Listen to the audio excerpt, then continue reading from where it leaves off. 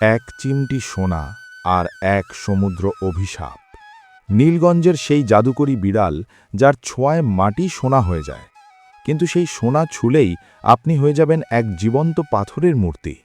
রাজা থেকে শুরু করে চোর ভীমা, কেন সবাই জ্যান্ত কবর পেল এই ঝুপড়িতে? সততা না এই লোভ? শেষ পর্যন্ত কে জিতল? চলুন দেখি আজকের রহস্যময় গল্পে অভিশপ্ত নীলগঞ্জ। নীলগঞ্জের এক কোণে পড়ে থাকা সেই ভাঙা ঝুপড়ি। গ্রামের মানুষ বলতো সেখানে প্রেতাত্মার বাস, কিন্তু চোর ভীমার কাছে সেটা ছিল কেবলই এক সোনার খনি। লোকে বলতো এখানে ভূত থাকে। আরে এখানে তো দেখি সাক্ষাৎ কুবেরের ধন, সোনার থালা, সোনার বাটি, আমার 7 পুরুষ বসে খেলেও ফুরাবে না। কি মাঝখানে এই পাথরের মূর্তিটা কে রাখল? লোকটার মুখে যেন মৃত্যুর ছাপ লেগে আছে। আরে ওর হাতে ওটা কি? সোনার খঞ্জর? বোকার দল, মূর্তিকে সোনা দিয়ে রেখেছে। এই খঞ্জর এখন আমার। ভীমা যেই খঞ্জরটা ছোঁয়ার জন্য হাত বাড়ালো, অন্ধকারের এক কোণ থেকে জ্বলে উঠল দুটো নীল চোখ, এক অদ্ভুত নীল চোখের বিড়াল।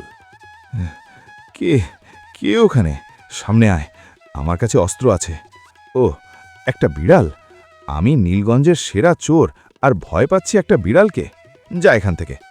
ভীমা খঞ্জরটা স্পর্শ করা মাত্রই বিড়ালটি এক বীভৎস চিৎকার দিল। না না, এটা এত ভারী হয়ে যাচ্ছে কেন? আমার হাত, আমার শরীর পাথরের মতো শক্ত হয়ে যাচ্ছে কেন? কেউ বাঁচাও আমাকে, আমি সোনা চাই না, আমাকে যেতে দাও। কয়েক মুহূর্তের মধ্যেই নীলগঞ্জের সেই দুর্ধর্ষ চোর এক প্রাণহীন পাথরের মূর্তিতে পরিণত হল। অন্যদিকে গ্রামের সাহসী যুবক মোহন, গরিব কিন্তু তেজস্বী। মোহন আর তার ছোট ভাই পিঙ্কুকে দমানোর জন্যে মহাজন মদনলাল তার গুন্ডা লেলিয়ে দেয়। মদনলাল, নিরস্ত্র বাচ্চার ওপর কুকুর লেলিয়ে দেওয়া কাপুরুষতা। তুই একটা কাপুরুষ, ধর এটাকে, হাড়গোড় ভেঙে দে এই বনাথের। লড়াইয়ের শব্দ মোহন দুজনকে কোপকাত করে দেয়। মদনলাল, মনে রাখিস, মোহন ময়দান থেকে পালায় না। সূর্যাস্তের আগেই তোর পাওনা মিটিয়ে দেব। কর্য মেটাতে মোহন গেল সেই অভিশপ্ত জঙ্গলে কাঠ কাটতে।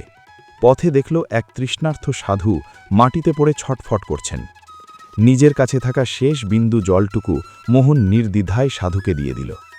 এই কলিযুগে যখন মানুষ সোনার জন্যে মানুষের প্রাণ নেয়, সেখানে তুই নিজের প্রাণ তুচ্ছ করে আমায় জল দিলি? তোর হৃদয় গঙ্গার মতো পবিত্র। এই নে রক্ষা কবচ, এটি তোকে মায়াবী অভিশাপ থেকে বাঁচাবে। জঙ্গলের গভীরে সেই ঝুপড়িতে পৌঁছল মোহন।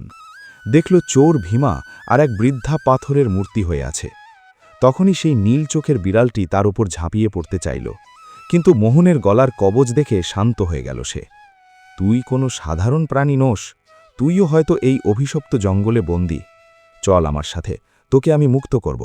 বাড়িতে এসে মোহন সেই মায়াবী বই থেকে মন্ত্র পড়ল। বিড়ালটি দুধ পান করা মাত্রই মাটির পাত্র খাঁটি সোনায় পরিণত হল। লোভী মদনলাল জানালার ওপাশ থেকে সব দেখে ফেলল। সে সোজা রাজাকে গিয়ে খবর দিল, মহারাজ, ওই ভিখারি মোহনের কাছে এক মায়াবী বিড়াল আছে, ওটা আপনার রাজপ্রাসাদেই মানায়। রাজা তার সৈন্য পাঠিয়ে বিড়ালটি কেড়ে নিল এবং মোহনকে বন্দী করল। রাজা সেই সোনা দিয়ে তলোয়ার আর অস্ত্র বানাতে শুরু করল। কিন্তু মায়াবী বইয়ের অভিশাপ ছিল, যদি কেউ এই সোনা দিয়ে মারণাস্ত্র বানায় তবে সে ধ্বংস হবে। চুপি চুপি এসে তখন পিঙ্কু বলল, ভাইয়া, বইতে লেখা আছে যদি কোনো নিষ্ঠুর রাজা এই সোনা দিয়ে অস্ত্র বানায় তবে বিড়ালটি দানব হয়ে যাবে এবং গোটা রাজ্য ধ্বংস হবে। সৈনিক বলল, আজ এই সোনা দিয়েই তোর গর্দান নেব মোহন। চালা দেখি তোর তলোয়ার, যদি হিম্মত থাকে তবে চালা। সৈনিক তলোয়ার চালানো মাত্রই সে পাথরের মূর্তি হয়ে গেল। রাজপ্রাসাদে তখন মদনলাল রাজাকে মেরে নিজেই রাজা হওয়ার স্বপ্ন দেখছে। সে রাজাকে সোনার খঞ্জর দিয়ে আঘাত করল। মুহূর্তেই রাজা মারা গেল, আর মদনলাল নিজেও এক কদাকার পাথরের মূর্তিতে পরিণত হল। তার লোভ আর বিশ্বাসঘাতকতা তাকে চিরকালের জন্যে পাথরে বন্দী করে দিল। বিড়ালটির উদ্দেশ্যে বলল, বন্ধু, তোর কাজ শেষ হয়েছে। তুই পৃথিবীকে এক বড় পাপ আর লোভ থেকে মুক্ত করেছিস। এখন তুই স্বাধীন।